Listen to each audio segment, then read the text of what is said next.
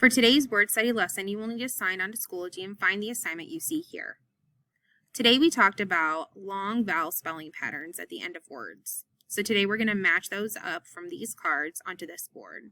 We'll click and drag these red dots to cover the match on the board. When you have your entire board filled up, that's when you can click Submit to your teacher. Let's go over some of these words together in case you're a little unfamiliar. This word is parade, alike, bedtime, raincoat, repave, unroll, awake, salute, homemade, forgave, flagpole, and backstroke.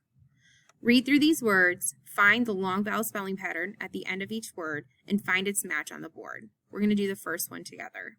This word is tribute, and I see UTE as my long vowel spelling pattern.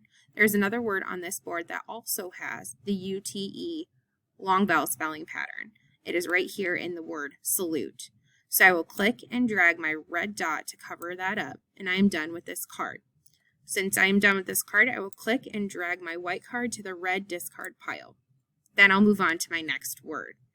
Read the word, find the long vowel spelling pattern at the end, and find its match on the board and mark it with a red dot. Once again, when your whole board is complete, that's when you can click Submit to your teacher.